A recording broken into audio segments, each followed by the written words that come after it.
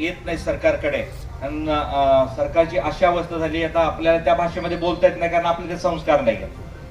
परंतु खरोखरच तीच अवस्था आली, कटोरा घेऊन फिरण्याची वेळ आलेली आहे. कारण सरकारकडे खरोखरच पैसे नाही आहेत आणि त्या पैसे नसल्यामुळं आम्हालाही खूप अडचणी येत आहेत. कारण जो आमदारांचा हक्काचा निधी असतो बजेटचा, ज्याच्यामधून रस्ते व इतर विकास कामं होतात, ते काही यावर्षी आलेले नाही. पण डीपीडीसी मध्ये म्हणजे सरकारने पैसे मंजूर केलेले आहेत, परंतु अजूनपर्यंत पैसे जमा झालेले नाही.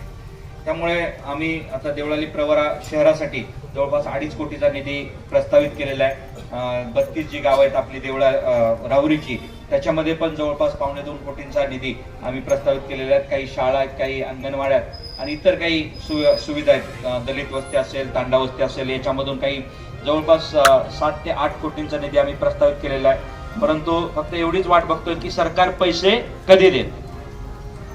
कारण हे मंजूर कामं झालेले आहेत, परंतु पैसे जोपर्यंत येत नाहीत तोपर्यंत काही खरं नाही. परंतु मला निश्चित खात्री आहे की सरकारलाही आता जाणवायला लागलं की कुठेतरी त्यांच्या चुका झालेल्या आहेत.